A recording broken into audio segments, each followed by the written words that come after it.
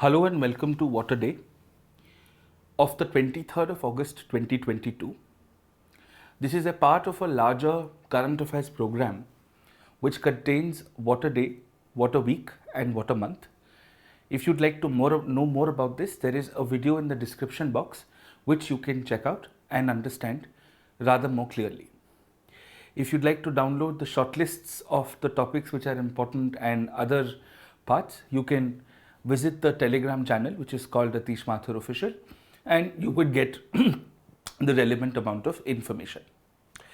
Now, the Hindu and the Indian Express today have something in common, which is both of these newspapers contain a lot of developments which are contextual in nature, which means the specific news per se is not very important, but the background issue of the news is.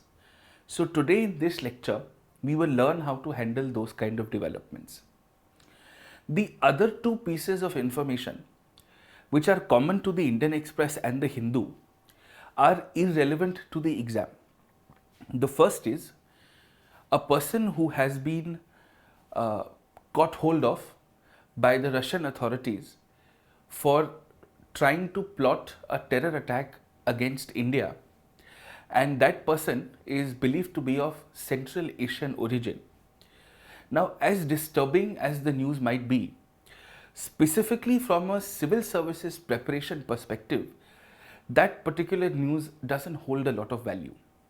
Number two, the newly elected Vice President of India, while addressing a legal gathering at a function which was hosted in his honor of being newly elected, spoke very highly about judicial independence.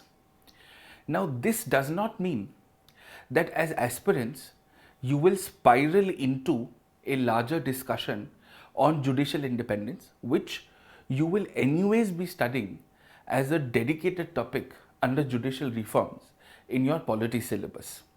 So don't worry too much about it. Don't spend too much time into it, right? So that is that. Now, we've understood this. Let's begin with the Hindu for today. The first headline on page number 1, which reads, "To salvage a World Cup, the Supreme Court sends the ball back to the AIFF court." And there is a piece of news within this headline, which is that status quo at the Indian Olympic Association continues. Now, we are sort of getting to a semi-closure of sorts with these particular developments relating to sports, which have been happening for about a week or so. So let's understand what has happened and how much do we really need to know as far as civil services is concerned. So, number one, the Supreme Court had actually appointed a committee, let's call this Committee 1, who's supposed to look into the affairs or manage football in India.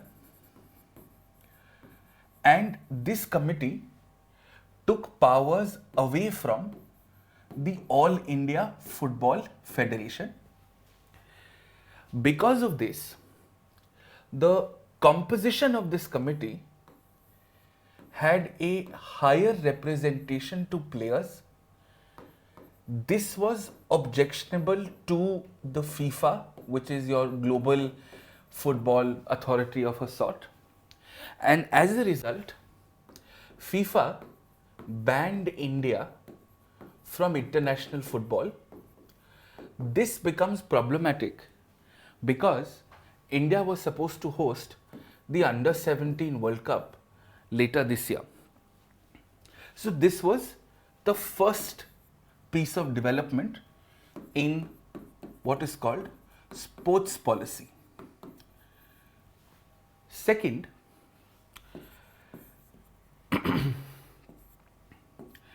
the Delhi High Court had set up a committee,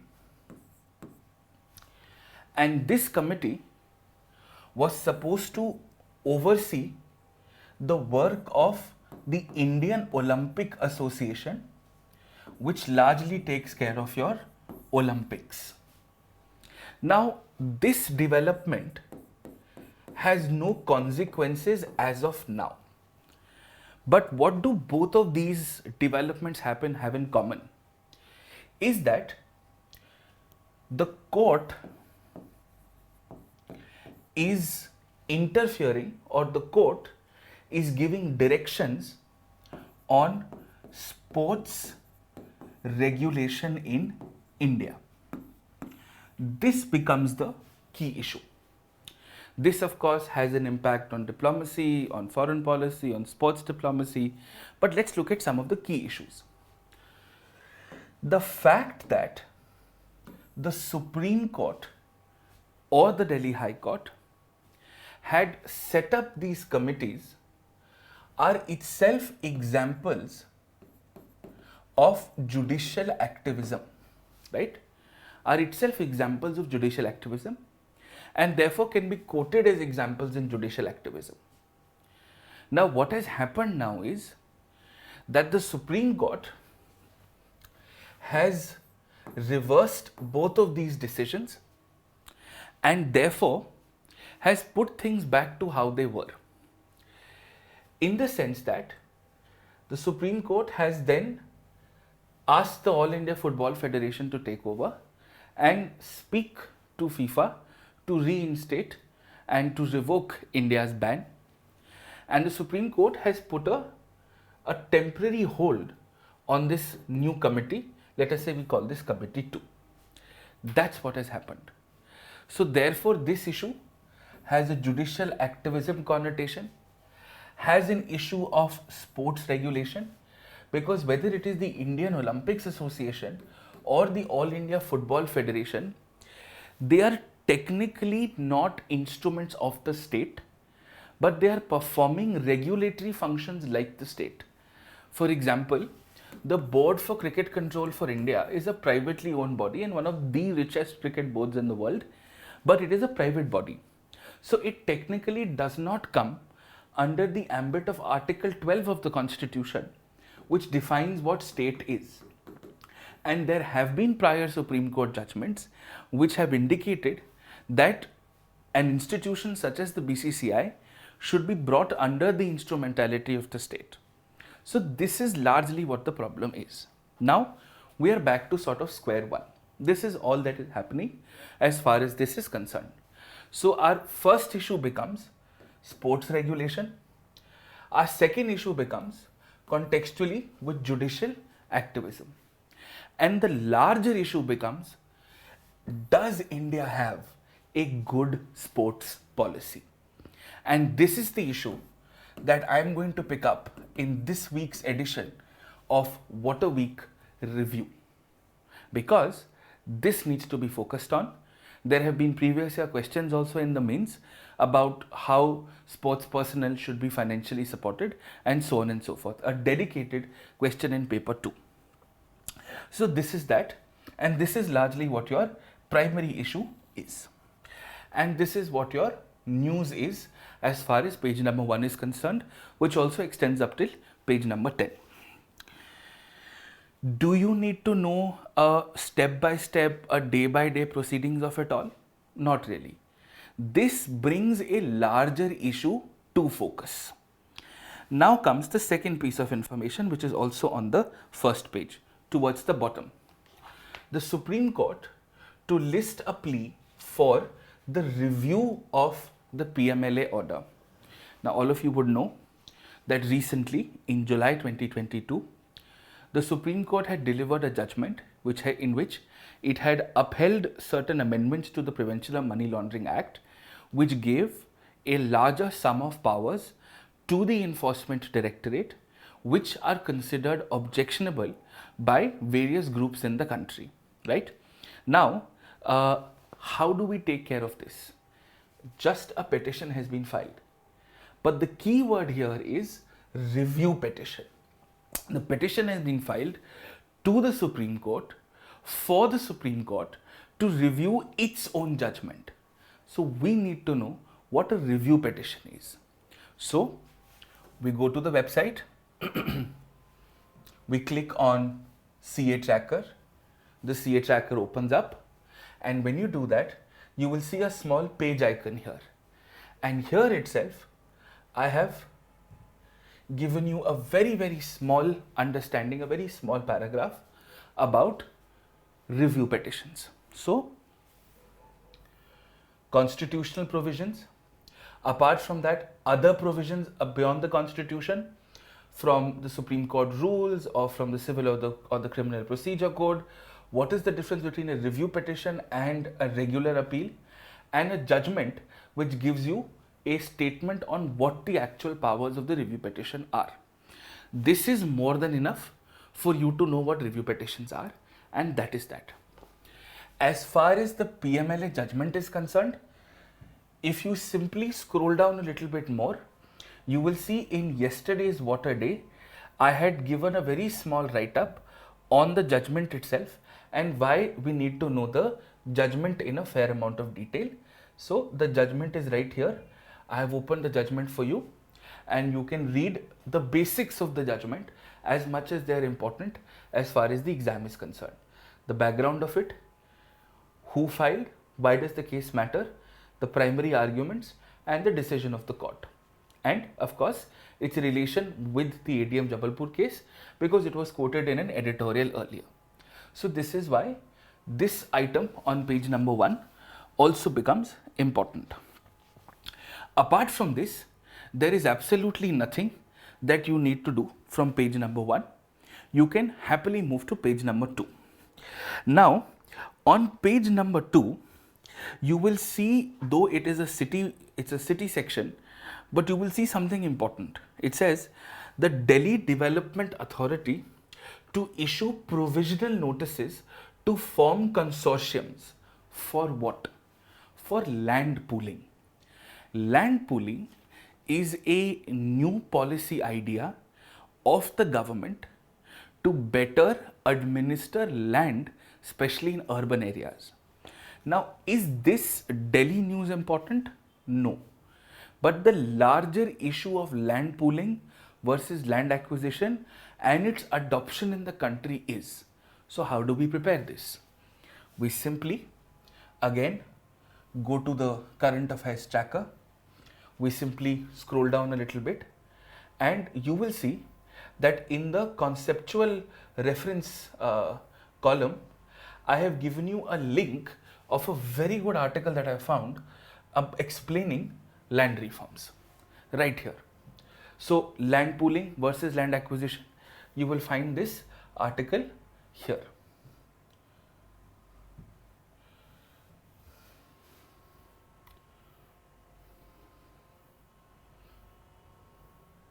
So what is land pooling? Its difference with land acquisition.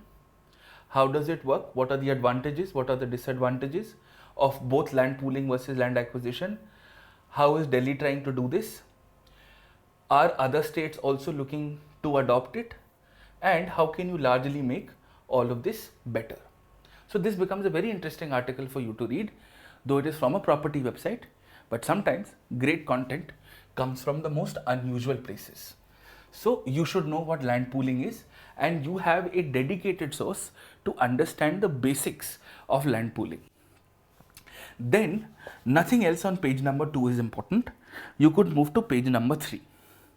Now on page number 3, you will see an article which might trouble a few of you, which says Maharashtra Assembly passes an amended act on civic bodies. It's on the right hand side, the top right of page number 3. Now the problem with local self-government and civil services is the preparation for local self-government, which includes urban local bodies and rural local bodies, have very clearly defined names. But each state has their own versions. So students often get confused that in their state, in their district, the local body is called something else and they're not able to relate to it. So if you are facing that confusion, don't worry about it. Whatever are your standardized, commonly known names, just memorize them and reproduce them in the paper. That's number 1. Number 2, what you must understand here is that this article tells you that it is changing the manner of elections for heads of certain local bodies. Why can the state government do that? It's because local self-government is in the state list, and the 73rd and the 74th Amendment, which has certain compulsory provisions and certain voluntary provisions, nowhere mention that the manner of elections for heads of certain levels of local government have to be in a certain way. So it has given the freedom to the states to customize the local self-government in a way which is best suited the states, also gives them powers to transfer legislative power from the 11th and the 12th schedule, as well as certain financial prudence. So when you study local self-government as a whole, you should be able to correlate this to that topic. So don't get worried, don't get confused. That is the only purpose of discussing this. The article per se doesn't have to be worried too much about, because in the context of this article, in the mains you will get a question which will say that the freedom given to the states to structurally alter local self-government, is that a good idea or not, or do we need to have more standardization of structure, form and function? To which this becomes a context in your introduction. That's it. In the prelims, you will see basic questions on compulsory provisions of the 73rd and the 74th Amendment and the objectives of local self-government. Nothing else. Everything else on page number 3, except for one more item which says floods, Odisha to provide sanitary pads with relief kits. This particular item, this particular development could be used in a gender answer, could be used in better disaster relief, could be used in better governance, it could be used in more gender neutral or gender sensitive governance. So this is what is called an example based news. There is no law, there is no concept behind it. But the fact that a state is doing this is an example of best practices. So what you can do is maintain a separate sheet of paper or a Google sheet or an Excel sheet, whatever you want to, call it best practices. And whenever you find something good done, just mention it in the best practices. That point number 1, Odisha provides sanitary pads with relief kits with respect to disaster relief. And then you can mark where all can this be used all through your exam. And towards the end of 1 year, you will have good 100 examples to use across all 4 of your papers, and you can use the same example. The same example can be used in a gender question, in a disaster relief question, in a responsible governance question, in an ethical governance question. The same example. It just has to be contextualized differently. Remember, recycling information for civil services is far more important and far more effective than accumulating more pieces of information that you will not have the capacity to memorize beyond a point. So that is something that we must know. Now, apart from this, we move to page number 5. On page number 4, I can tell you safely that there is absolutely nothing which is relevant, and you can completely skip page number 4. From here, you can now move to page number 5. Now, of course, on page number 4, you will see a Karnataka High Court judgment which says that they are not going to entertain a petition with respect to loudspeakers used at mosques. In a context, in an essay or ethics, perhaps you can use that as an example, but you will never get a specific religion-based question in your subjective exam or your prelims objective exam in the first place. Now, we come to page number 5. Now, on page number 5, we'll see an item which says the Dath Peeth will be managed by a panel of Hindus and Muslims. Again, this is an example of best practices. You don't need to get into the legality of it. You don't need to get into the policy behind it. You don't need to get into the jurisprudence behind it. The fact that a common place of interest is going to be jointly administered by members of 2 of the largest religions in the country is an extraordinary sight and an achievement for Indian secularism. That's it. Nothing else. That is the point of this news. So don't get into any more detail. It will not serve any other purpose. That's as clear and concise as I can get. Now, The next piece of information is soon drones will track mishaps on expressway. Now this of course is with respect to a statement which was made by a political leader in Maharashtra, where they're going to be using drone technology to sort of prevent or attend to road accidents with greater pace or with greater speed. What is the use of it? Again, this is an application. So if in the prelims you get a question, which of the following are possible uses of drones, and one of the options is to prevent road accidents, that becomes the correct option. Similarly, in the mains, when you're writing about drones as a technology and its application, then you can mention this as one of the examples to improve road safety.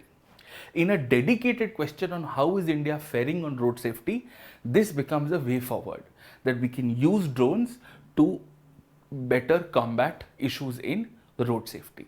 So that is the essence and the function behind it.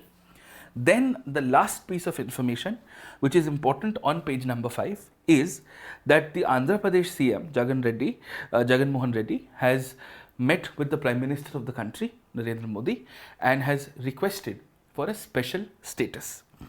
Now this is important. Why? Because special status and special category states are two very different things. So as UPSC aspirants, you must know the difference between the two and the implications of both. So what I have done here is, in the conceptual reference column, I have enclosed a link of an article which is about the same, right? So all we have to do is open the conceptual reference. You will see this particular article here, and when you see this article, we just click on this and we'll see a simple one-pager article that you should have kept with you at all times. So when you're studying federalism in polity, when you're studying governance in your paper 2, make sure under the topic of federalism you've covered this, because special category states are constitutional provisions and special status, now you must understand this, a special category status is a governance provision, and a special status which is done through the constitution. So for example, for J&K in 370, a couple of northeastern states under Article 371, etc. These are legal provisions guaranteeing certain additional freedoms or benefits or focus. One gives you more central assistance and welfare schemes. The second gives you more protection and a sort of a freedom through a constitutional legal framework. So my recommendation would be, please read this article as properly as you can, bookmark it, keep it with you for your federalism discussions whenever you have them or whenever you are revising them. So that takes care of your page number 5. Now from page number 5 we move to the editorial section. Now this is very interesting. Now when we move to page number 6, you will see a giant headline editorial which says the road to China's 20th Party Congress. Now this of course is about an analysis of the political developments of China. Now this might seem very interesting and this might seem very intriguing, and we might consider this to be important for the exam, but you have to sit back and counter question. Will I get an opportunity to write about Chinese politics or Chinese political agendas in a UPSC IR answer? The answer is no, absolutely not. But what you should know as a UPSC aspirant about Chinese politics is, how does it function? Because even after years and years of preparation, I often see aspirants who have little idea or not a very clear idea as to what is exactly the structure of the Chinese government. What do we mean by one party, one state, two systems, or a one party rule, or is China really a communist country? Now for that, in the current affairs tracker, I was able to find two very good, extremely good YouTube videos, very good. Now these are not Indian videos, these are videos made by people outside the country, but very good. One explains to you, one gives you a very clear idea as to how does the Chinese government function, and the second explains to you the features of the Chinese government. So when you're reading the paper, you don't have to read the editorial, just click here, go here, and you will see how does the Chinese Communist Party operate. This will be more than enough to give you a fair idea as to what it is that we are referring to, right? So this is the one. Since 1949. Extremely well explained, tells you what the People's Congress is, tells you what does the judiciary do, how are the people appointed, everything right here in one page. Very well done. Similarly, the second video also is something you should look at. It gives you a good context. Then your basics are going to be sorted as far as your China is concerned. You will know exactly what kind of a country and how does China function, right? So that is that. Apart from that, the other editorial which says factoring in the risk. This is largely about how every year we have cloudbursts, landslides, heavy rains which have a lot of damage, and the ecological ecosystem in Uttarakhand, in Himachal Pradesh is fairly unstable. And an argument has been made, rightfully so, that it has become fairly unstable because of human intervention, because of population, because of a lot of people who've constructed a lot of apartments, constructed a lot of infrastructure, which has disturbed the sort of balance that exists. So this article would definitely be important and should be read.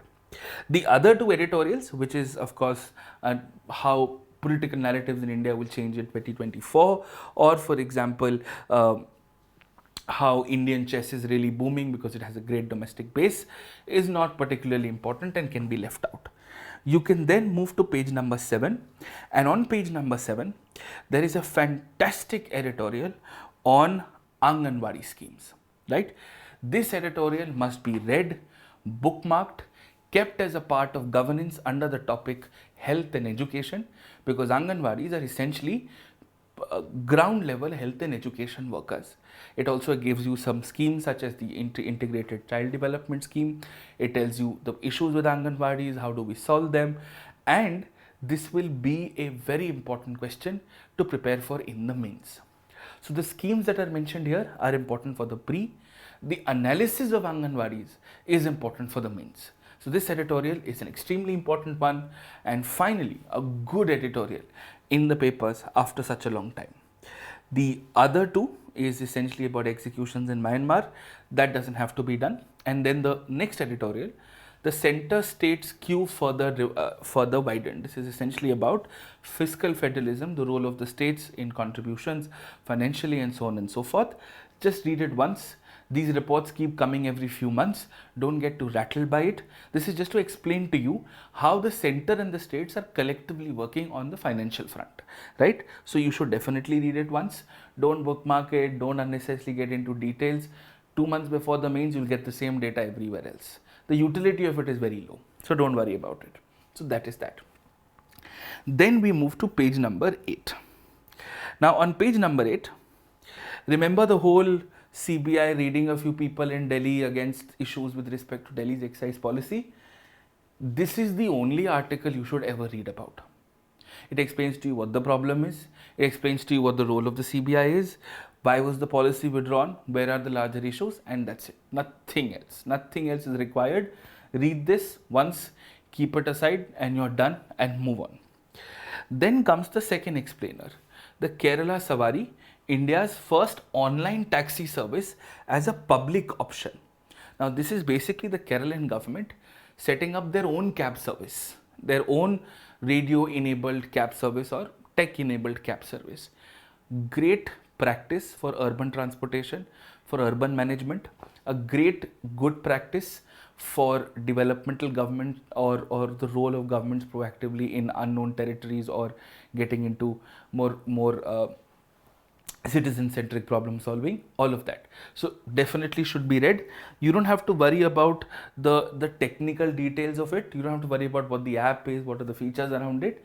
This at the most will be used as an example of good governance, of thought-provoking governance, of innovation in governance, of how transportation should be looked at as a public good.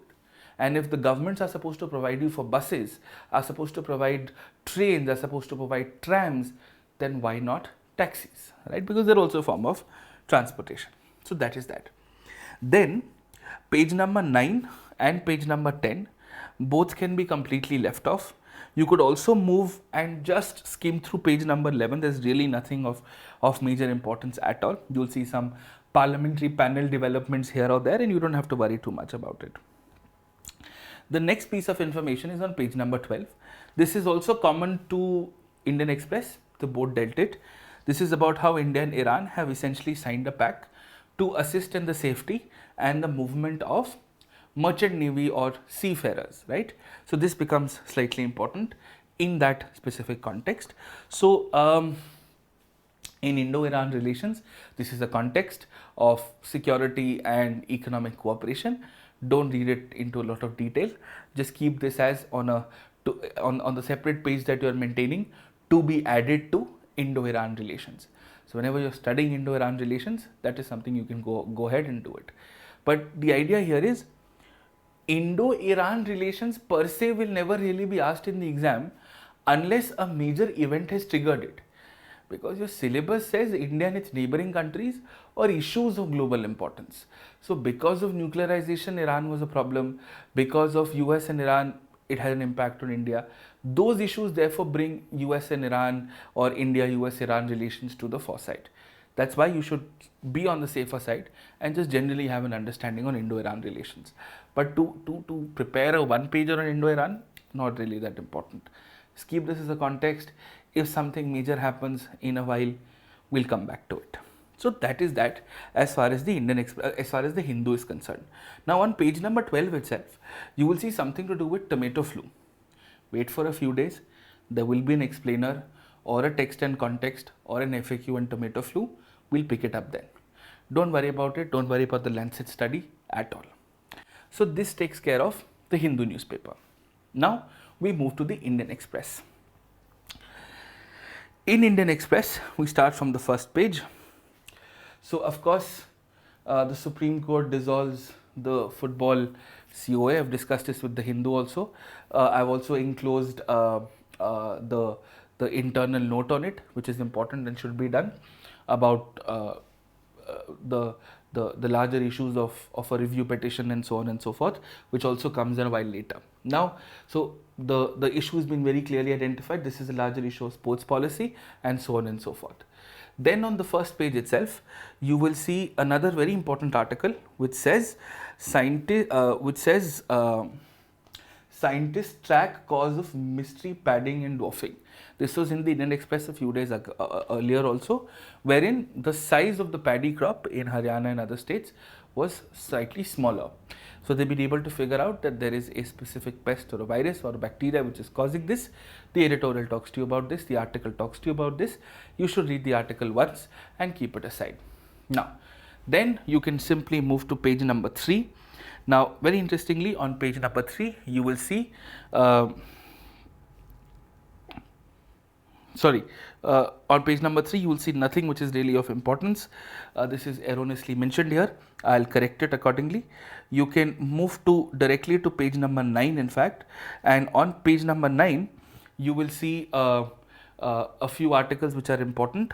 So first is the Supreme Court agrees to hear a plea against its order on PMLA validity. I'll come back to the Sonowal Indo-Iran trade ties. We've discussed this in the Hindu also. It's essentially that we're going to have an agreement to assist maritime or seafarers, which is just to be used on Indo-Iran context. I'll correct the page number here. As far as the Supreme Court agreeing to hear a plea against its order on PMLA is a work in progress, but you should know what a review petition is. So in the CA tracker, if you open it and if you click on this, you will see a detailed note on what a review petition is, how is it different from an appeal petition, and what is the Supreme Court judgment on what the powers of the court are as far as review petitions are concerned. Then from here we could move to the editorials. Now in editorials, the one that I found to be extremely important is a one that is titled Scientific Progress, wherein now that we have India's first ever female head of CSIR, it also tells you about how we need to have more women, and there has been a significant progress in terms of more women in sciences and technology. So in gender, in science and tech, in more gendered leadership and technology, it's a very important editorial. The other editorials on page number 10, or even for that matter, page number 11, are not important. Now I'll tell you why. If you move to page number 11, there are two editorials. A Tale of Putin and Xi Jinping of China, irrelevant, forget about it. It's while there is a lot of discourse in it, if you have a PSI or optional, you can probably read it. But for general studies, don't worry too much about it. Now, here's the deal. There are two editorials. One says, welfare model BJP versus AAP.